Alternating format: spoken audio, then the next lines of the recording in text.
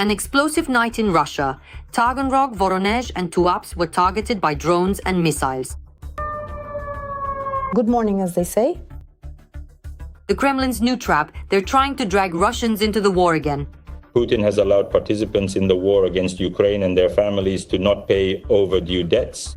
The new law applies to those who sign a contract with the Ministry of Defense starting in May for at least 1 year. An American blow to Russian influence. The Kremlin is concerned about Rubio's trip to Yerevan. Washington is increasingly entering a region that Moscow has long considered its sphere of influence. A law against fugitives. Russia will seize property from those who have gone abroad. These are our degenerates who've got everything here left, and from there are trying to destroy the country. We must not allow this. A nuclear ultimatum to Musk. The Russian State Duma promised to destroy everything if Ukraine doesn't lose Starlink. All of this could very well lead to us eventually using the kind of weapon that would leave absolutely no trace of anyone at all. Deadly routes. The armed forces of Ukraine have launched a real hunt for the invaders' logistics columns. And Russia is running out of money.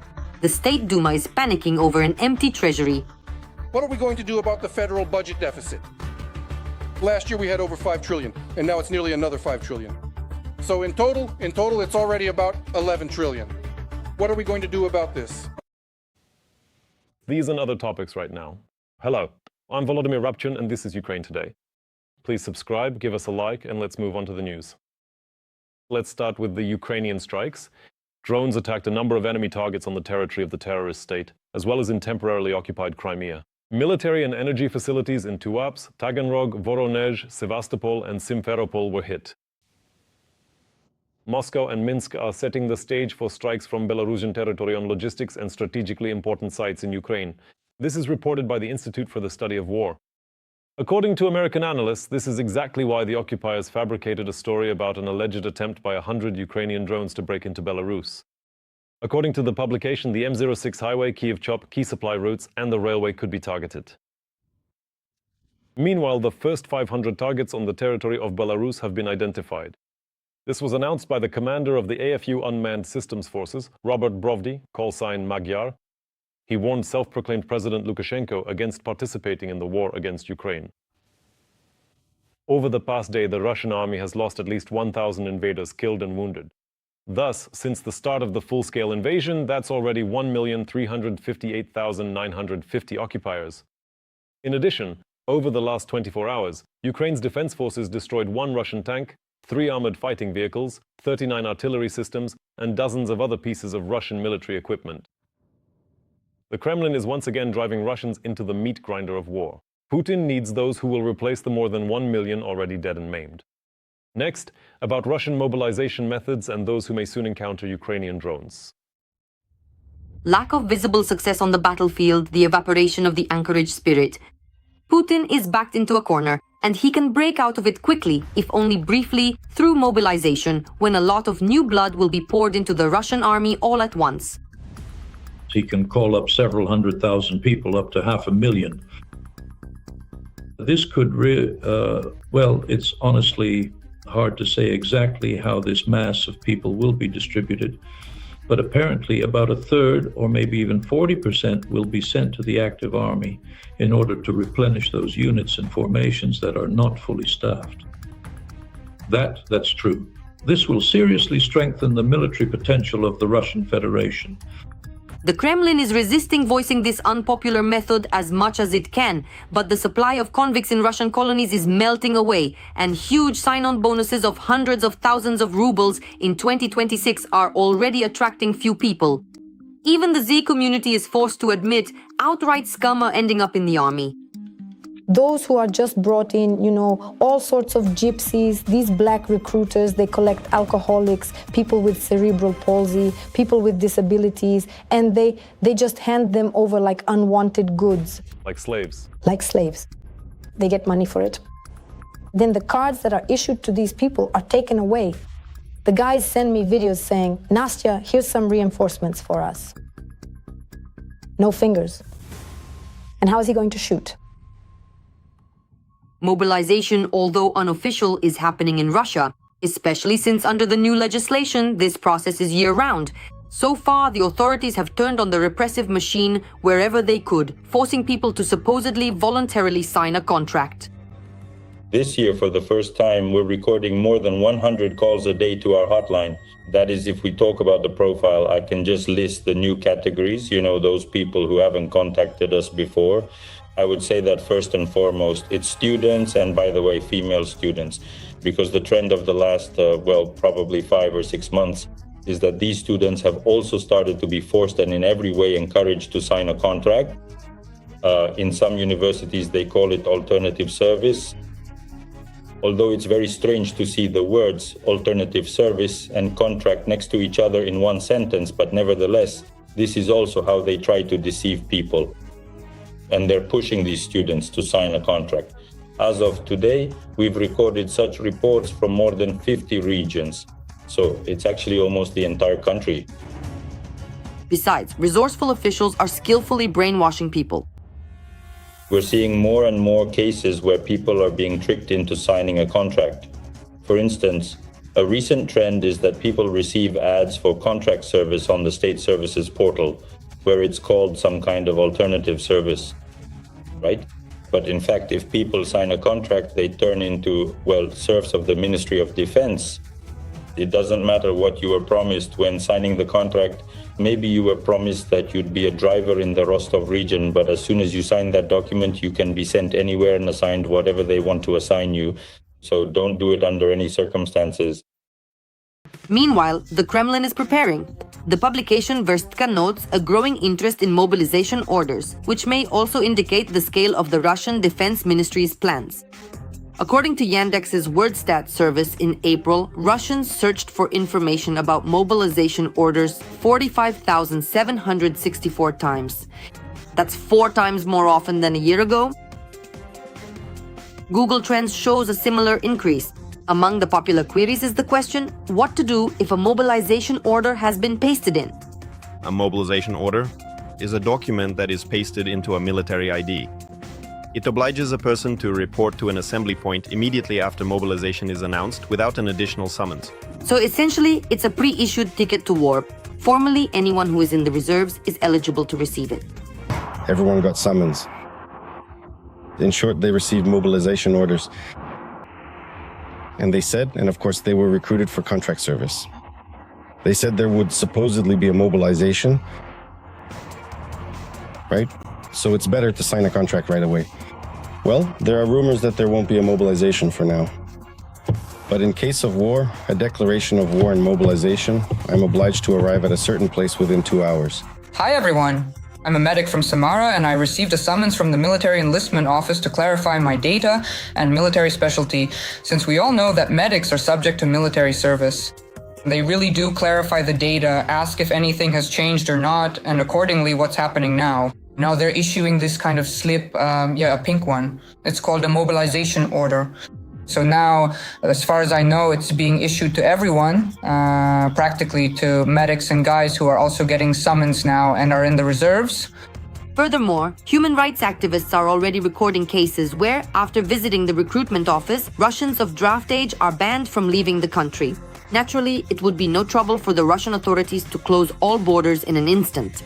Therefore, as experts note, those opposed to mobilization don't have much time left to leave the country. And lawyers are urging those who have already left the sinking ship not to return under any pretext. Inventing a non-existent debt and offering contract service in exchange is a popular practice among recruiters. They even apply it to foreigners. For the first time in 50 years, Russians will be working twice as much. Also, workers in hazardous and dangerous industries can be recalled from their vacations. All this is provided for by a new law from the Kremlin dictator Putin, who is trying with all his might to fill the labor shortage in various sectors. The question is, will this help the Russian economy? For the first time in 50 years, Russians will work twice as much. Putin has signed the corresponding law. The document doubles the overtime work standard established back in the Soviet era to cover the labor shortage in the economy, which has affected sectors from factories to prisons. I expect to hear detailed and comprehensive reports today on the current economic situation, and also to understand why the main macroeconomic indicators are still falling below expectations. Now, instead of the current limit of 120 overtime hours per year, the new standard will be 240 hours. The law also lifts the ban on recalling workers in hazardous and dangerous industries from vacation.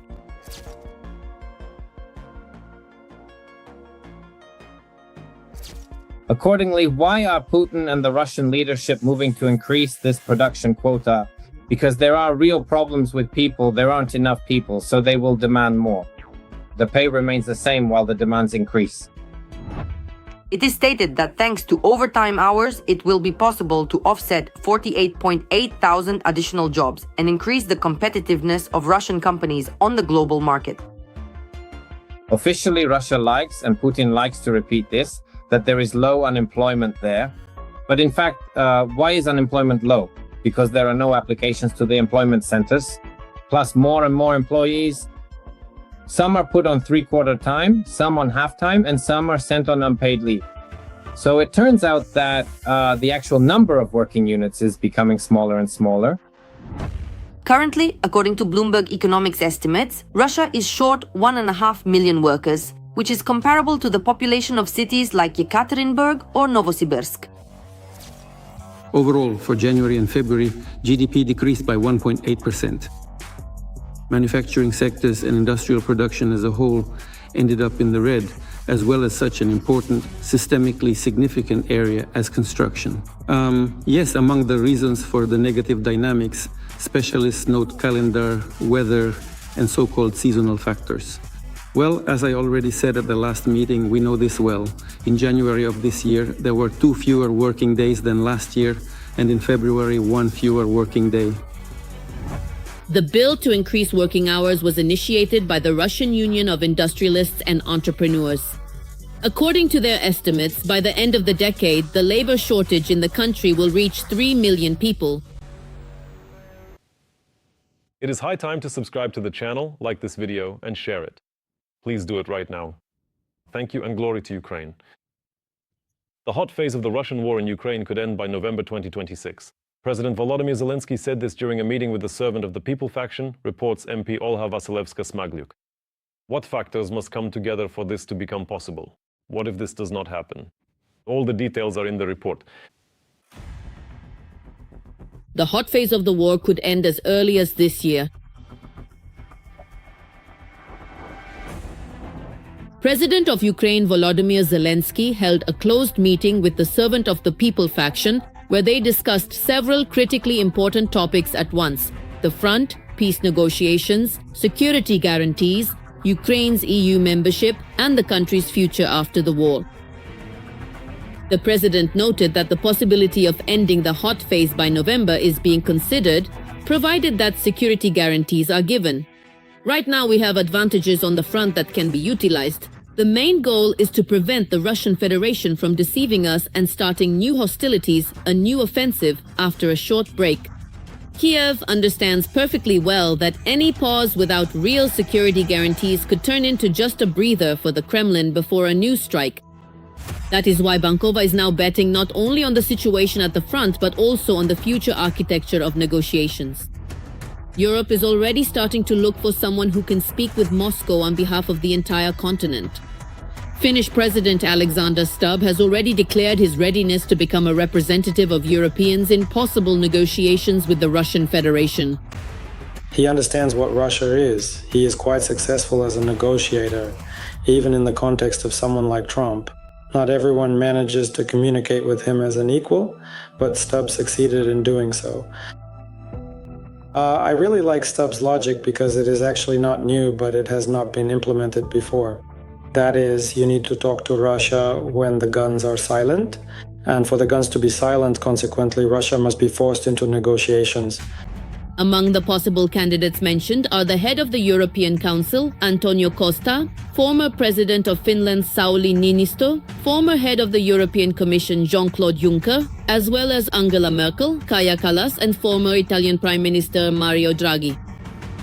Russia must be forced so that it doesn't choose who to talk to, but so that it cannot avoid talking.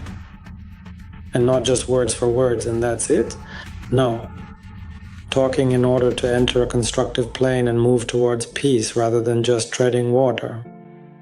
And all this no longer seems so far-fetched. Across the border, all the key directions of this war are cracking at the same time. Taxes have increased. Ukrainian drones are methodically burning out strategic facilities of the Russian Federation. According to Reuters, in recent weeks, almost all large oil refineries in central Russia were forced to either stop production or sharply reduce it. The total capacity of refineries that have partially or completely dropped out of operation is more than 83 million tons per year. This is about a quarter of the entire oil refining capacity of the Russian Federation. And the most painful thing for the Kremlin, the war has finally come to Mother Russia itself. I live near, oh my goodness! Where did it explode this time?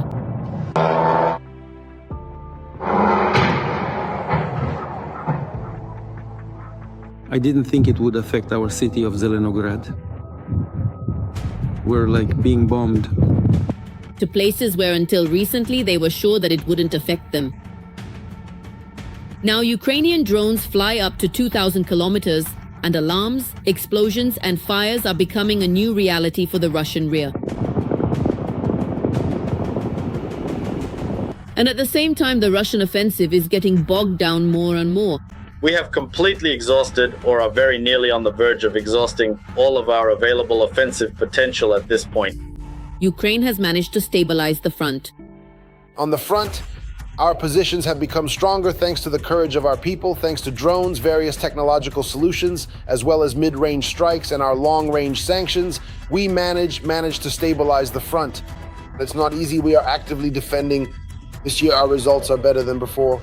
It's especially pleasing when this is clearly confirmed, including by the whining of the so-called Russian military bloggers. And although Moscow is still trying to push with numbers, the strategy of a slow, creeping offensive, which the Kremlin has relied on for almost 2 years, is beginning to falter. In recent months, the Russian offensive, operating in what can be described as a push-through mode, which Russia has been steadily conducting since the fall of 2023, has stalled to a significant degree. This is already being acknowledged in the Russian Federation as well. Z-War correspondents complain about the exhaustion of the army, supply failures, and Ukraine's total dominance in the sky over the front line. The enemy is consistently pushing through the defenses of Russian units, which themselves had been on the offensive here since last year. At this point, the Russian side risks losing all the progress it has achieved. The superiority of Ukrainian formations in drones and trained operators plays a significant role. But most importantly, there are the colossal figures of irreversible losses. Give way to the young, decent guys, decent commanders, not those who send them into the meat grinder. Kill them, wipe them out. And the statistics from the front now sound almost like a death sentence for the Kremlin. According to agency data, in the partial month of May, the Russian army managed to seize only 35 square kilometers of Ukrainian territory. If the pace doesn't change, this month will be the most unsuccessful for the Russian Federation in terms of advancement since at least March of last year.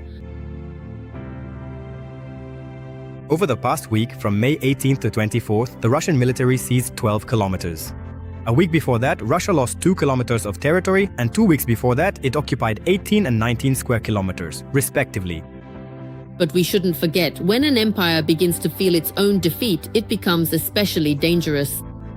That's when the most chaotic attacks, the most massive strikes, and attempts to prove strength that is almost gone at any cost begin. And it seems that today the great and mighty are entering exactly this phase. And former German Chancellor Angela Merkel believes that Russian aggression could continue for another 10 years.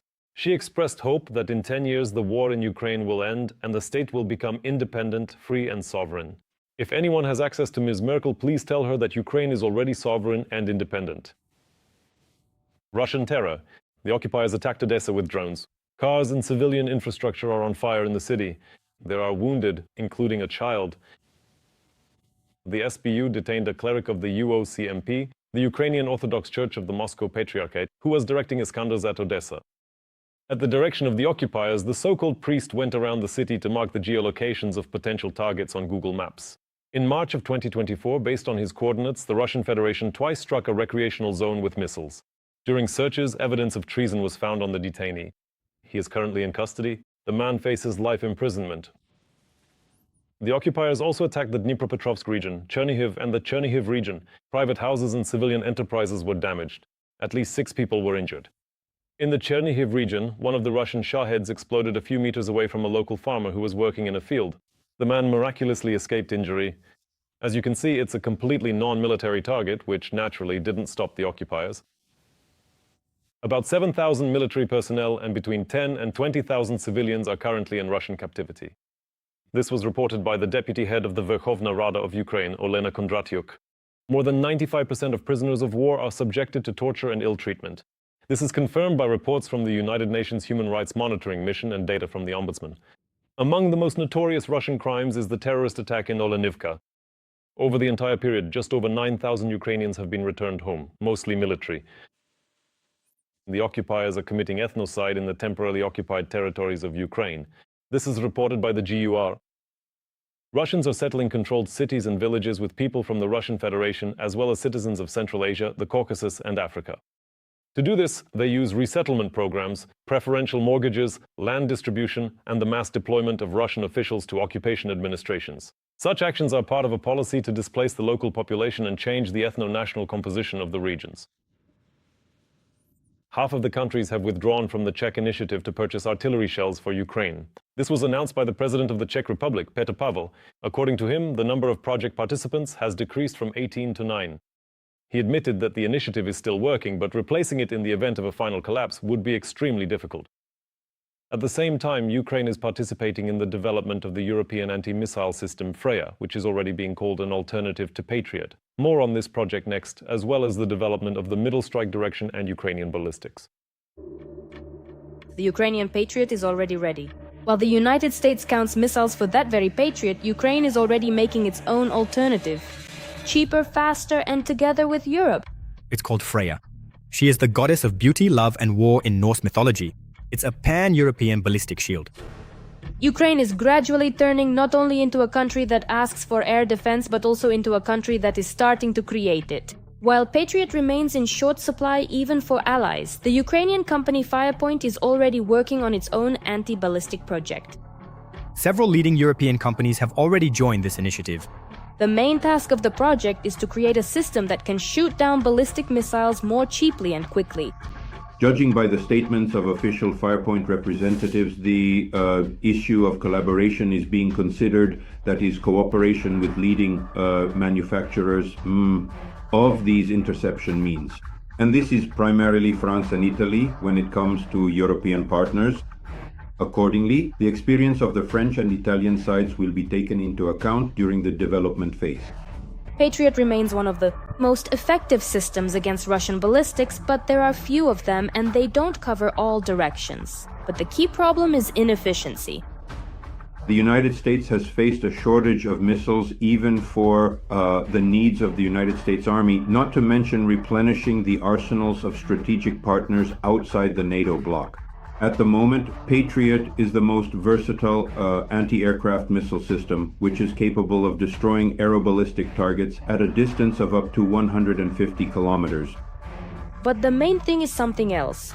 Very soon, Ukraine will be able to use its air defense for its intended purpose. If everyone works quickly, then by the end of the year, we will be able to make the first interception. But everyone needs to do this very quickly. And it's not just about air defense anymore. In parallel, Ukraine is sharply increasing the production of its own weapons, the so-called Middle Strike.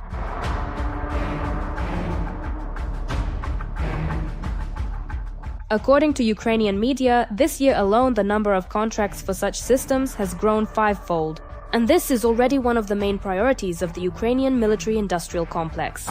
The strike range is already around 2,000 kilometers, and accordingly the warhead has been increased, which was immediately felt by the economy of the Russian Federation. Let me remind you, in the last week alone, the defense forces of Ukraine and the main intelligence directorate of the Ministry of Defense of Ukraine struck 5 key oil refineries in the Russian Federation, whose total capacity is 80 million tons of oil processing per year. Middle Strike is effectively a tool for the systematic destruction of Russian logistics. It is no coincidence that the Ukrainian president stated that the front line is practically static. That is, as of May 2026, it is in fact still in practically the same positions as essentially as of May 2025. Further scaling and improvement of tactical and technical characteristics, in my opinion, is exactly that element of pressure on the Russian Federation at the moment the war ends. One of the most discussed developments of Firepoint is now considered to be the FP7 missile. It is called the Ukrainian equivalent of ATACMS. According to the developers, it is capable of hitting targets at a distance of up to 300 kilometers. Surgical precision and hypersonic speed are now in the service of the armed forces of Ukraine. But even more attention is drawn to the FP9, a new Ukrainian ballistic missile with a range of about 800 kilometers. And such a system could potentially reach Moscow. The main thing is the agency of the Ukrainian side. That is, we are talking about Ukrainian means of destruction. We no longer ask for permission from either the United States or Great Britain or France when using their means of destruction. And I'll note their strike weapons have a maximum range of up to 300 kilometers. Ukraine is betting not only on range, but also on mass production. Further improvement, ongoing development, and most importantly, the process of scaling up and achieving practical, real-world application should, in a very significant way, seriously affect and potentially transform the very nature and character of the war. And that's exactly why Ukrainian developments are already of interest to Europe.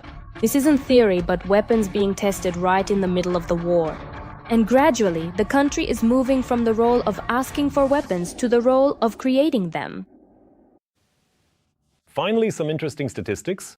The absolute majority of Ukrainians would support the participation of the Ukrainian military in the defense of Lithuania, Latvia, Estonia, Moldova, Finland, and Poland if, God forbid, Russia attacks them. This is evidenced by data from a study by the Rating Group. At the same time, about 3/4 of those surveyed, 73%, believe that the AFU is already protecting both the people of Ukraine and Europe. That's all for today. Thanks for watching. Strength to the Ukrainian defenders, men and women. Glory to Ukraine. Subscribe to the channel, like, comment, and share this video. And see you soon.